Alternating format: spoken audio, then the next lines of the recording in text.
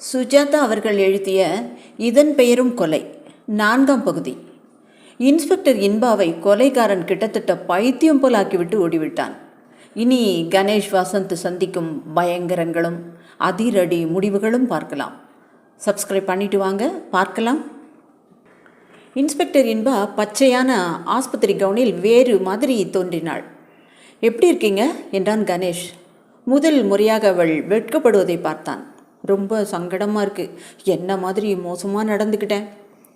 ஒரு மாதிரி செக்ஸியாக தான் என்றான் வசந்த். ஞாபகம் இல்லையா? சுத்தமாக நினைவில்லை. அதை விட எனக்கு அந்த ஆளை நழுவ விட்டது தான் அவமானம். என்ன போலீஸ் நான், இதுக்காக அத்தனை ட்ரைனிங். எது வரைக்கும் உங்களுக்கு ஞாபகம் இருக்கீன்பா? கம்ப்யூட்டரில் என்னவோ செஞ்சான்.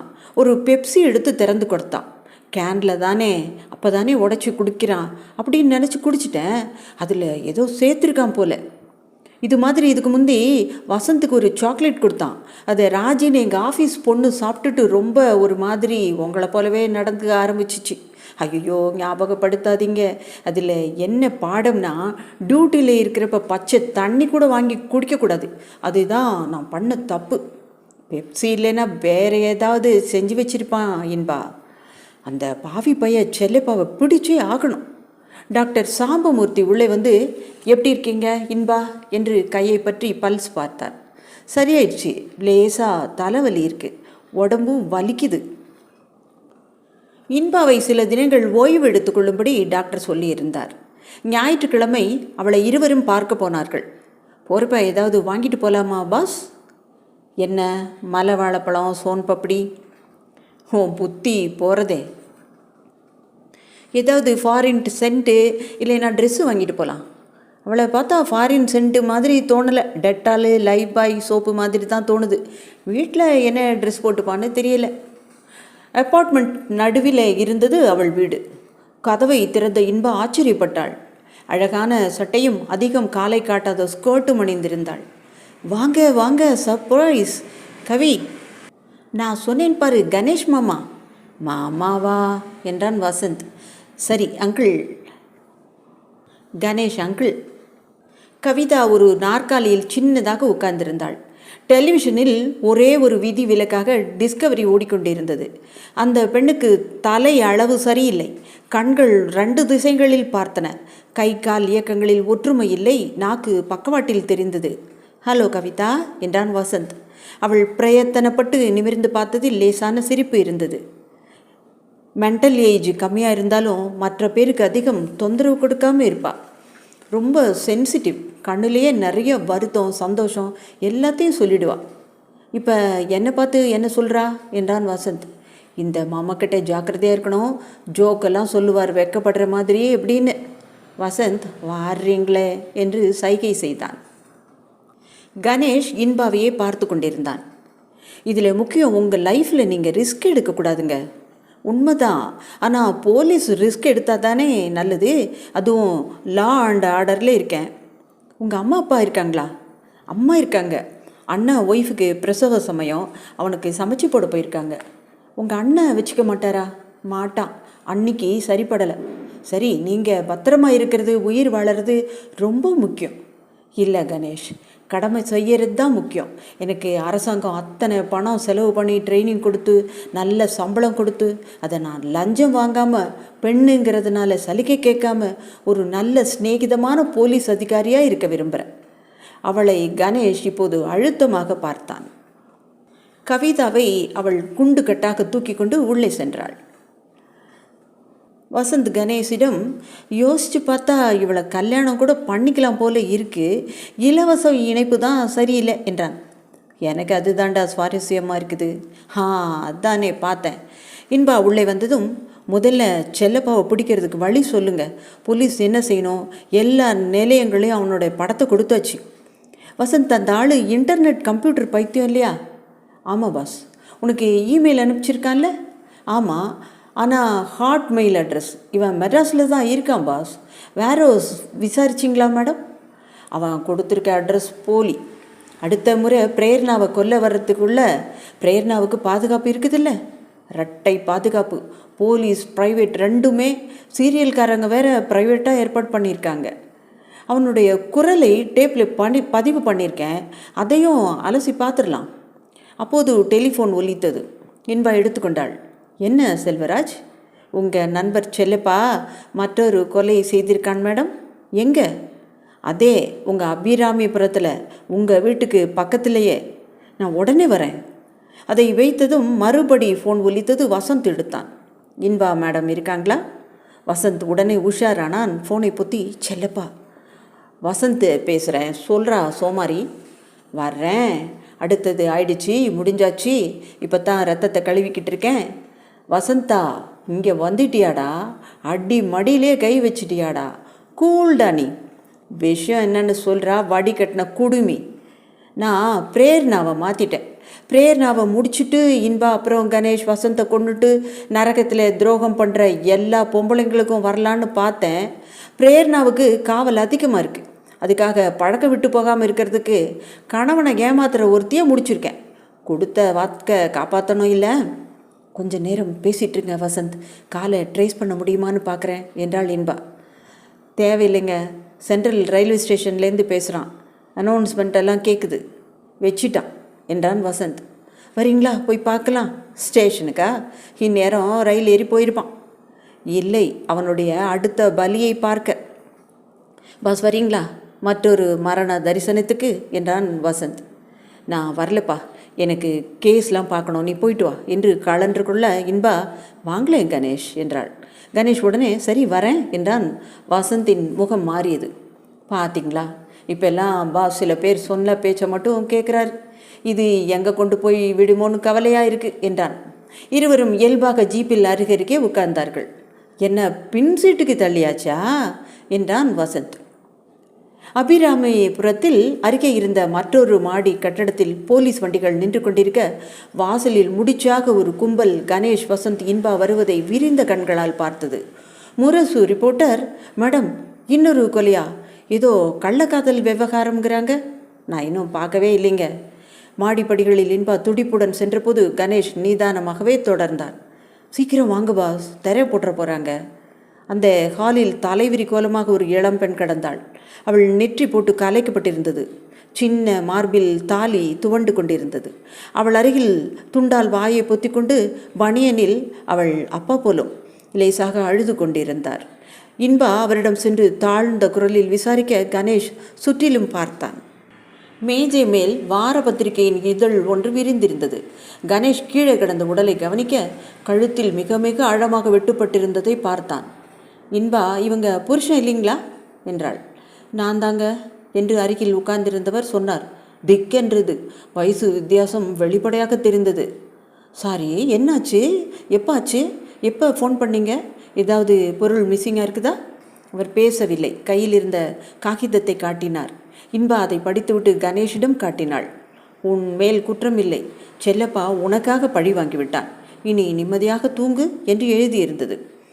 போலீஸ் நிதானமாக அந்த அறையில் தடயங்கள் தேடிக்கொண்டிருந்தார்கள். அந்த பெண் வெட்டுப்பட்ட பின் ஃபோனை நோக்கி உயிர் மிச்சம் இருக்கும்போது ஊர்ந்திருக்க வேண்டும். அதன் இரத்த சுவடு தெரிந்தது. இரத்தம் காய்ந்திருந்தது. வசந்தும் கணேஷும் வெளியே வந்தார்கள். கணேஷுக்கு குமட்டியது, மூச்சு வாங்கியது. அடுத்த ஃப்ளாட்டில் நுழையாமலே வாசல் அருகே உட்கார்ந்தார். நீங்கள் போலீஸா? இல்லைம்மா, வக்கீல். நல்லா வேணும் அவளுக்கு. என்ன? கணேஷ் அப்படி சொன்ன பெண்மணியை நிமிர்ந்து பார்த்தான். நடுத்தர வயது. ஏங்க அப்படி சொல்கிறீங்க? கட்டுன புருஷனை வச்சுக்கிட்டே மற்ற சவகாசம் நடத்துனா அவரே ஆள் வச்சு கொண்டு இருப்பாருங்கிறீங்களா? சேச்சே, அந்த ஆள் பரம சாதுங்க. பில்டிங்கில் உள்ள எல்லாரும் கண்டுபிடிச்சாச்சு. இவருக்கு தான் இத்தனை நாளாச்சு. பத்திரிக்கையில் டாக்டர் பதில் வந்தது பார்த்தீங்களா? இந்த கேஸு தான். அவர் போன உடனே இவன் வந்துடுவான். 2 பேரும் கதவை சாத்திக்கிட்டு என்ன தான் அப்படி பண்ணுவாங்களோ, சத்தமே வராது. நல்ல மரியாதைப்பட்ட ஏரியான்னு கோட்டிவாக்கத்தில் வீட்டை விற்றுட்டு இங்கே வந்தா, அம்மா எங்கே தான் இது இல்லை, 16 குடும்பம் ஒன்று சேர்ந்தாப்புல ஒரு கட்டடத்தில் இருந்தால் ஒரு குடும்பம் மோசமான குடும்பமாக இருந்தே தான் ஆக்கணும் என்றான் வசந்த். டே, அந்த வீட்டில் மேஜை மேலே ஒரு பத்திரிக்கை இருந்தது, அதை எடுத்துக்கிட்டு வாடா. வசந்த் சென்றபோது இன்பா, நிச்சயம் கொலை தான், நகையெல்லாம் பத்திரமா இருக்குது, அலமாரியில் கேஷ் இருக்குது. வாட்ச்மேன் சொன்னால் வேக்யூம் கிளீனர் சர்வீஸ் பண்ண வந்ததா ஒருத்தன் சொன்னானா? அடையாளம் எதுவும் சொன்னானா? கடுக்கணு, குடுமி, நீண்ட தலைமுடி செல்லப்பா தான். பாஸ், இந்த பத்திரிக்கையை எடுத்துகிட்டு வர சொன்னார், பார்க்கணுமா? எதுக்கு தெரியல, ஏதோ செய்தி வந்திருக்கான். சரி, எடுத்துக்கிட்டு போயிட்டு வந்து கொடுத்துருங்க. கவலையே படாதீங்க மேடம், எங்கள் பாஸுக்கு உங்கள் மேலே காதல் மாதிரி ஒரு ஞங்க ஏற்பட்டிருக்கு. அவர் செல்லப்பா கேஸை பாலிங்கு மாதிரி சால்வ் பண்ணி கொடுத்துருவார். அப்பப்போ அவரை ஒரு மாதிரி பார்த்துக்கிட்டே இருங்க. இன்பா கோபமாக, வசந்த், எப்படி உங்களால் இப்படி பேச முடியுது? எனக்கு யாருடைய உதவியும் தேவையில்லை. பத்திரிக்கை எடுத்துகிட்டு போகாதீங்க. மெட்டீரியல் எவிடன்ஸாக கூட இருக்கலாம். சரி, உலகத்தில் இது ஒரு பிரதி தானா என்று சிரித்தான். தொடர்ந்து, உங்களுக்கு மூக்குக்கு மேலே கோபம் வருதுன்னா சொல்கிறதுல உண்மை இருக்குன்னு அர்த்தம் பாருங்கள். முதல் முறையாக எங்கள் பாஸ் ஒரு பெண்ணை வக்கீல் தனமாக பார்க்குறாரு. அதுக்கே நீங்கள் பெரிய பாக்கியம் பண்ணியிருக்கணும். பாருங்கள் வசந்த், எனக்கு ஏதாவது அந்த மாதிரினா நானே அவர் கூட நேராக பேசிக்கிறேன். உங்கள் மாதிரி ஒரு மிடில் மேன் தரகரெல்லாம் தேவையில்லை. சரி, நான் இப்போ பத்திரிக்கை எடுத்துகிட்டு போகலாமா கூடாதா? எடுத்துகிட்டு போங்க, திருப்பி கொடுத்துருங்க. கணேஷ் அந்த பத்திரிகையை அந்த பெண்ணிடம் காட்டினான். இதில் எங்கம்மா அவங்கள பற்றி செய்தி வந்திருக்கு? டாக்டர் பதில்கள்னு வார வாரம் வருது பாருங்க. வசந்த், படிடா. வசந்த் என்று தொண்டையை செருமிக்கொண்டு, டாக்டர், எனக்கு 48 வயது, என் மனைவிக்கு 27. இத்தனை வயசு வித்தியாசத்தில் கல்யாணம் செய்து கொண்டது முதலில் தப்பாக தெரியவில்லை. இப்போது கண் முன்னாலேயே எனக்கு துரோகம் செய்கிறாள். என்னால் அதட்டி கேட்க முடிவதில்லை. ஒவ்வொரு முறையும் புதுசாக ஆனால் நம்பகமாக பொய் சொல்லுகிறாள் என் அழகான மனைவி. சந்தேகத்தில் உழன்று தினம் தினம் சாகிறேன். தற்கொலை செய்ய தைரியமில்லை. விவாகரத்து செய்ய தைரியமில்லை. விவாகரத்து செய்து கொள்ளலாம் என்றால் எங்கள் குடும்பம் மிக மிக மரியாதையுள்ள பாரம்பரிய குடும்பம். எனக்கு ஏதாவது வழி சொல்லுங்களேன். RS. பதிலாக டாக்டர்னு எழுதியிருக்கார் வசந்த். படிக்கிறேன், கேளுங்க. முதலில் உங்கள் சந்தேகம் ஆதாரமற்றதாக இருக்கலாம். வயது வித்தியாசத்தாலே உங்களுக்கு ஒரு காம்ப்ளெக்ஸ் வரலாம். உங்கள் மனைவி உங்கள் தோற்றத்தை அல்லாமல் உங்கள் உள்ளத்தை நேசிக்கிறாரா என்று பாருங்கள். சொதப்பலான பதில். இந்த பத்திரிக்கை ஆஃபீஸில் டாக்டர் அட்ரஸை கேட்டு வச்சுக்க வசந்த்.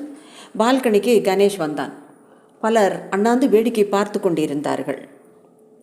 இன்பா அணுகி, கணேஷ், எனக்கு ரொம்ப நேராகும், நீங்கள் புறப்படுங்க என்றாள். அவர்கள் இறங்கி வந்தார்கள். எதிரே ஐஸ்கிரீம் பார்லரில் அந்த சுடிதார் பெண்களை பார்த்ததும், நான் போய் ஒரு கூல் சாப்பிட்டு வரேன் என்று வசந்த் கிளம்பினான். வசந்த் அருகே சென்று, ஹாய் கேர்ள்ஸ் என்றான். ஒருத்தி மட்டும் ஹாய் சொல்ல, மை காட், 15 சதுர மீட்டருக்குள்ளே இத்தனை அழகான பெண்களா? சென்னை எங்கே போயிட்டுருக்குமா என்றான். உங்கள் பேர் என்ன மாமா? இது எந்த மாதிரி மாமா? சினிமா மாமாவா, நிஜ மாமாவா? கணேஷ் திடீரென்று அழைத்தான். வசந்த், வாடா சீக்கிரம் என்றான். வசந்த், இன்னொரு கொலை ரிப்போர்ட் ஆயிருக்கு என்றான் கணேஷ். செல்லப்பா விளிம்பை தாண்டி விட்டான். இனி அடுத்தடுத்து கொலை செய்ய போகிறான் என்று அவனுக்கு உள்ள உணர்வு உணர்த்தியது. அதையே வசந்தும் எதிர்பார்த்து அவன் பாஷையில், பாஸ், அந்த ஆளு பாயி பிராண்ட ஆரம்பிச்சிட்டான். இனி சென்னை நகரமே கொள்ளாது. எங்கெங்கு எப்பப்போ வதம் பண்ண போகிறான்னு ஒரு பட்டியல் வச்சுருக்கான்னு நினைக்கிறேன். இன்பா மேடம் உண்டி ஆள். நீங்கள் உங்கள் கமிஷனரு, ACP, DCP, SP எல்லாரும் சேர்ந்தாலும் இந்த ஆளை தடுக்கிறது கஷ்டம். நீங்கள் பேசாமல் லீவு போட்டுருங்க என்றான். கேட்டதும் இன்பா அதிர்ச்சியில் இருந்தாள். இவன் முறையில் ஏதாவது ஒரு தொடர்ச்சி இருக்கா பாஸ்? கிரகணம் மாதிரி. இந்த முறை எங்கே அடையார்லையா? வசந்த், கொலை நடந்தது கிரீன்வேஸ் ரோட்டில். இன்பா, எனக்கு பதட்டமாக இருக்குது கணேஷ். ஒரு நாளைக்கு 2 கொலை தாங்க முடியாது என்னால். கணேஷ், உங்களுக்கு ஏதாவது பேட்டர்ன் தெரியுதா? டாக்டர் ஜேம்ஸ் வினோதனை போய் பார்த்தா பேட்டர்ன் தெரியும்னு நினைக்கிறேன் என்றான் கணேஷ். என்ன பாஸ், புதுசா? கொஞ்சம் திங்க் பண்ண விடுறா. இன்பா, நீங்கள் போங்க, கடமையை செய்யுங்க. நாங்கள் போய் இந்த டாக்டர் ஜேம்ஸ் வினோதனை பார்த்துட்டு வந்துடுறோம். அவர்கள் காரில் செல்லும்போது, பாஸ், நீங்கள் என்னதான் மனசில் நினச்சிட்ருக்கீங்க? இது ஒரு ஹஞ்ச் தாண்டா வசந்த். பிரேர்னா கொலை முயற்சிக்கும் இந்த கொலைக்கும் என்ன புதுவான அம்சம் சொல்லு? அவள் கொலையாகலை, இவ கொலையாயிட்டா. வளராதடா. சந்தேக கணவர்கள், அதுதான் புது. பிரேர்னாவோட கணவன் சந்தேகம் தாங்க முடியாமல் தூக்கு போட்டுட்டு சேர்த்தான். இந்த பொண்ணோட கணவன் தன் சந்தேகத்தை RSன்னு இனிஷியல் போட்டு டாக்டருக்கு கடிதம் எழுதியிருக்கான். அவன் பேர் R சத்யன். பேர் பலகையில் பார்த்தேன். குட், உனக்கும் கொஞ்சம் மூளை இருக்குது. செல்லப்பா அடிக்கடி செல்ஃபோன், பேஜர், இமெயில் மூலம் அனுப்பின செய்தி என்ன? எல்லா அந்த கெட்ட வார்த்தை கொல்லுவேன்னு. அதனால் செல்லப்பா நீ சொன்னாப்புல ஒரு லிஸ்ட்டு வச்சிட்ருக்கணும். அது இப்போ ஊர்ஜிதமாகுது. புரியுது பாஸ். அதில் ஜேம்ஸ் வினோதன் எப்படி உள்ளே வராரு? டேய், அங்கே போனால் ஏதோ தெரியும்டா. பத்திரிகை ஆஃபீஸ்க்கு ஃபோன் பேசி அட்ரஸை கண்டுபிடி. வசந்த் அந்த பத்திரிகைக்கு பேசினான். டாக்டர் விஜயரேகா பாலிகிளினிக்கில் இருப்பதாகவும் கன்சல்டிங் நேரம் மாலை 6 மணியிலிருந்து 8 மணி என்றும் தெரிந்தது. நீங்கள் அந்த கேள்வி பதில் படிக்கிறீங்களா சார்? யூஸ்ஃபுல்லாக இருக்கா என்றது டெலிஃபோன். ரொம்ப யூஸ்ஃபுல்லாக இருக்குது. இதுவரை 2 கொலை நடந்தாச்சு என்று வசந்த் செல்ஃபோனை அணைத்தான். உடனே ஒலித்தது. இன்பாவின் கால் வந்தது. கணேஷ் ஸ்பீக்கரில் போட்டான். கணேஷ், இறந்து போனவங்க பேர் மேனகா மாதவராவ். ஒரு ஹெல்த் கிளினிக் நடத்திட்டுருக்காங்க. ஹெல்த் கிளினிக் நிழலான்னு விசாரிங்க மேடம். வேறு ஏதாவது நிழல் மேட்ரு இருக்குதான்னு பாருங்கள் என்றான் வசந்த். புரியலை என்றால் கரகரத்த ரேடியோ குரலில். நேரில் சொல்கிறோம், உங்கள் இன்வெஸ்டிகேஷனை முடியுங்க என்றான் கணேஷ். அவனை கண்டுபிடிச்சிடலாமா கணேஷ்? முதல் முறையாக கிரிமினல் சீரியல் கில்லர் கூட டீல் பண்ணுறேன். கவலைப்படாதீங்க, அவன் அடுத்த விக்டிம் யாருன்னு தெரிஞ்சால் பிடிச்சிடலாம் என்றான் வசந்த். டாக்டர் வினோதன் என்கிற பெயர் பலகை அந்த விஜயரேகா பாலிகிளினிக்கில் சுவரை அலங்கரித்த 20 பெயர்களில் ஒன்றாக இருந்தது. ஊதுபத்தி மணக்கும் லிஃப்டில் ஏறி 3வது மாடி கண்ணாடி பிரிவுகளுக்குள் டாக்டர் வினோதன் நிழல் படமாக தெரிந்தார். அவர்கள் போனபோது ஒருவர் கன்சல்டேஷன் முடிக்க காத்திருக்கும் போது முன் அலுவலகத்தில் இருந்த கண்ணாடி போட்ட பெண்ணை கணேஷ் அணுகினான். டாக்டர் பார்க்கணும். கம்ப்யூட்டர் திரையில் விரல்களால் வினவிக்கொண்டே, பேரு கணேஷ், நாங்கள் லாயர்ஸ். கணேஷை முதலாக நிமிர்ந்து பார்த்து, oh, you are the famous lawyer. 1 minute sir. அவள் உள்ளே செல்ல வசந்த், பாஸ் பார்த்துடலாமா என்றான். பார்த்துரு. வசந்த் சட்டென்று அந்த பெண் உட்கார்ந்திருந்த மேஜையில் இருந்த மானிட்டரை திருப்பி கம்ப்யூட்டர் திரையில் இருந்த அப்பாயின்மெண்ட் லிஸ்ட்டை பார்த்தான். RS இருக்கா பாரு, சீக்கிரம். வசந்த் அந்த விசை பலகையை எடுத்து கர்சரை சட்டென்று நகர்த்தினான். இருக்கு பாஸ், ஆர் சத்யா, அட்ரஸும் சரியாக இருக்குது. மாதவராவ் செவ்வாய்க்கிழமை வந்திருக்கிறாரு. Got it. கணேஷ் அந்த பட்டியலை பார்த்தான். அவன் கண்கள் பிரகாசமாயின. உங்களை உள்ளே கூப்பிடுறார் என்றாள். உள்ளே சென்றதும் டாக்டர் வினோதன் எழுந்து கை குலுக்கினார். 35 வயது இருக்கும். மேஜை மேலிருந்த ஸ்டெத்தும் ரப்பர் தலை ஆயுதமும் தான் டாக்டர் என்று அடையாளம் காட்டியது. மற்றபடி MBA படித்த ஒரு மேனேஜர் போல இருந்தார். Yes sir. ஆமாம், மாதவராவ் அவர் செவ்வாய்க்கிழமை வந்திருந்தார். எதுக்காக வந்தாருன்னு சொல்ல முடியுமா? சாரி, அது என் தொழில் நாணயம், அதை சொல்லக்கூடாது. நீங்கள் போலீஸா? இல்லை, போலீஸ் சார்பில் வந்திருக்கோன்னு வச்சுக்கோங்களேன். சாரி, ஒரே ஒரு கேள்வி டாக்டர், உங்ககிட்ட வர்றவங்க எல்லாரும் மனைவியை சந்தேகப்படுற கணவர்கள்னு சொல்லலாமா? சாரி, இதையும் நான் உங்ககிட்ட சொல்ல வேண்டிய அவசியம் இல்லை. இன் அதர் வே, நீங்கள் ஒத்துழைக்கலைன்னா கோர்ட்டிலேருந்து ஒரு ஸ்பீனா வாங்கிட்டு வரணுங்கிறீங்க. பாருங்கள் கணேஷ், நீங்கள் லாயர். எந்த அளவுக்கு எங்கள் தொழில் நாணயத்தை சட்டம் பாதுகாக்குதுன்னு உங்களுக்கே தெரியும். சத்யாவுடைய மனைவியும் மாதவராவ் மனைவியும் கொல்லப்பட்டிருக்காங்க. 2 கணவர்களும் உங்கள் கிளினிக்கு வந்திருக்காங்க. சத்யாங்கிறவர் உங்களுக்கு கடிதம் எழுதி பதில் கொடுத்துருக்காங்க. பத்திரிகையில் ஒருவர் கிளினிக்குக்கே வந்திருக்கார். டாக்டர் முகம் வெளிரி போனது. உங்களை கொலைக்கு தூண்டுதலாக இருந்திருக்கலாம்னு சந்தேகத்தின் பேரில் நாங்கள் அரெஸ்ட் பண்ணலாம். Is it? இப்போ என்ன வேணும் உங்களுக்கு? முதல்ல செல்லப்பான்னு ஒரு ஆசாமி உங்ககிட்ட ஏதாவது அட்ரஸ் வாங்கிட்டு போனானா? செல்லப்பாவா? அவன் எப்படி இருப்பான்? நீள முடி, பெண்மை கலந்த முகம், காதில் கடுக்கன், அழுக்கு கலந்த ஜீன்ஸ் பேண்ட் போட்டுக்கிட்டு போன வாரம் குளித்த மூஞ்சி, கை விரல் நகைப்பூச்சி. வினோ, கொஞ்சம் உள்ளேவா என்று இன்டர்காமில் விசாரித்தார். என்னை அந்த மாதிரி அடையாளம் உள்ளவங்க யாருமே பார்க்க வரல. இவகிட்ட வந்தாளான்னு கேட்டு பாருங்கள். என்ன அடையாளம் சொன்னீங்க? வசந்த் அந்த அடையாளத்தை திருப்பி சொல்ல, அது கம்ப்யூட்டர் ஆசாமி வந்திருந்தான் மெயின்டெனன்ஸ் பண்ணுறதுக்கு. அதுக்கு நான் ஏற்பாடு பண்ணவே இல்லையே என்றார் டாக்டர். நீங்கள் தான் சொல்லியிருந்ததா சொன்னானே. என்ன வினோ, வெரிஃபை பண்ணக்கூடாதா? சொன்னேன் டாக்டர் என்றால் பயந்த குரலில். உங்களுக்கு தான் ஞாபகம் இல்லை. நசமாக போச்சு. கணேஷ், மேடம், உங்கள் டிஸ்க்கு ஏதாவது மிஸ்ஸிங்காக பாருங்கள். அவள், ஆமாங்க. எப்படி தெரியும்? ஒரு டிஸ்க்கு கரெக்டாக இருக்குன்னு எடுத்துகிட்டு போனால் வேறு கொடுத்துட்டான். அதில் என்ன டேட்டாக இருந்துச்சு? இந்த மாதம் அப்பாயின்மெண்ட் கேட்டிருந்தவங்க பட்டியல் வச்சுருந்தேன். அப்போ அதில் ஒரு பிரிண்ட் அவுட் வேணுமே, தருவீங்களா? டாக்டர் சம்மதிச்சா தரேன். எனக்கு ஒன்றுமே புரியலை என்றார் டாக்டர். சிம்பிள் டாக்டர், அவன் ஒரு மேனியன். உலகத்தில் உள்ள எல்லா விசுவாசம் இல்லாத மனைவிகளையும் கொல்லணும்னு எங்களுக்கு மெசேஜ் அனுப்பிக்கிட்டே இருந்தான். ஒரு கொலை முயற்சியில் மாட்டிக்க இருந்தவன் தப்பிச்சிட்டான்.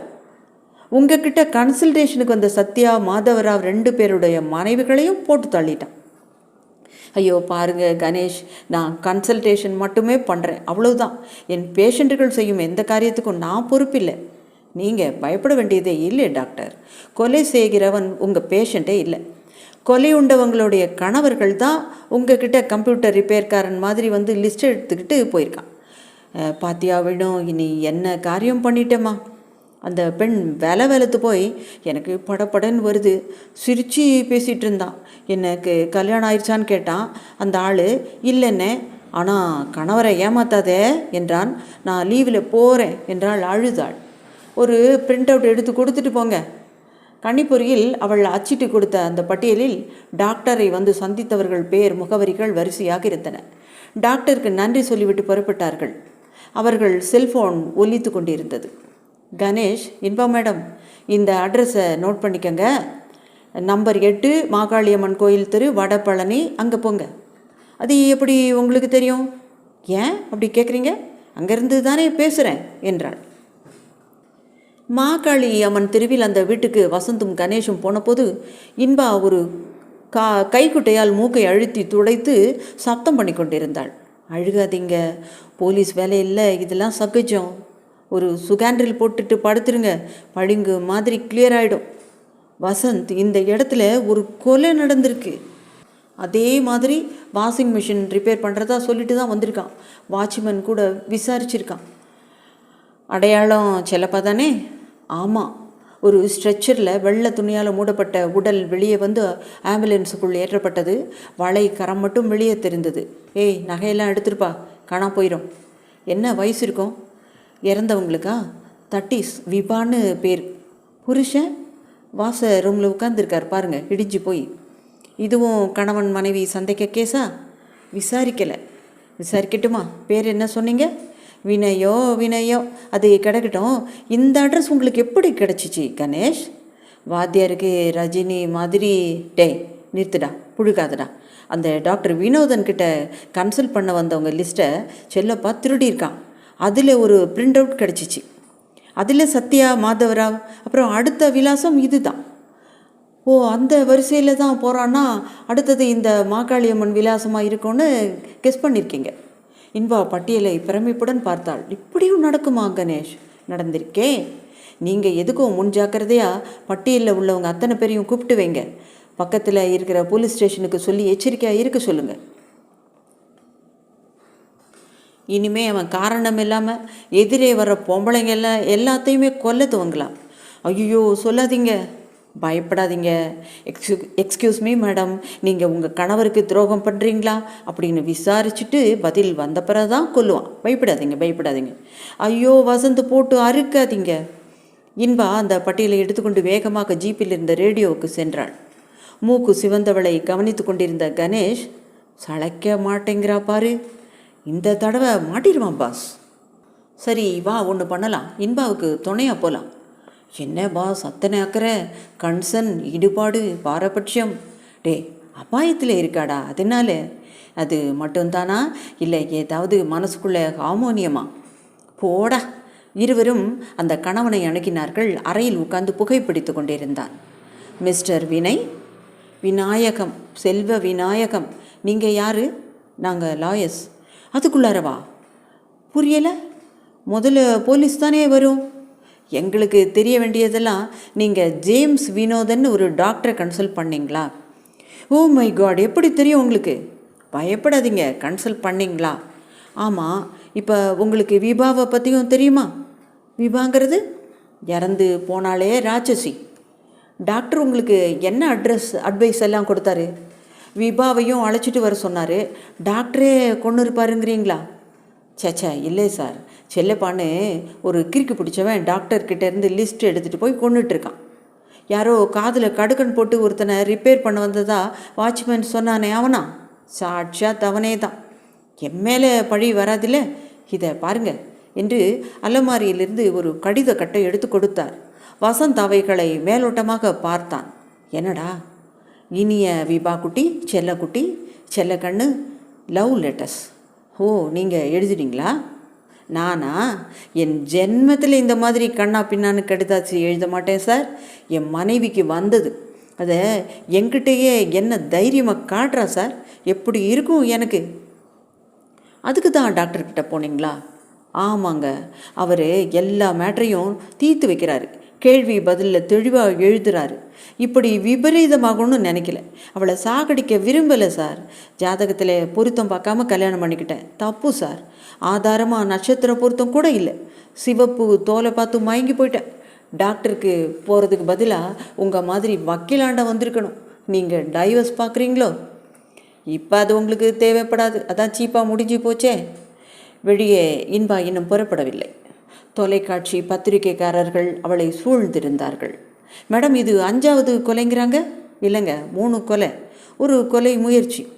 எல்லாமே ஒரே ஆள் தான் பண்ணியிருக்கணும்னு சொல்கிறீங்களா? அப்படி தான் தோணுது. இன்னும் கன்ஃபார்ம் ஆகலைங்க. அவன் போலீஸுக்கு முன்னறிவிப்பு கொடுத்துட்டு இன்ன இடத்துல வந்து கொலை செய்வேன்னு இமெயில் மெசேஜ் கொடுத்துட்டு தான் செய்கிறானாமே.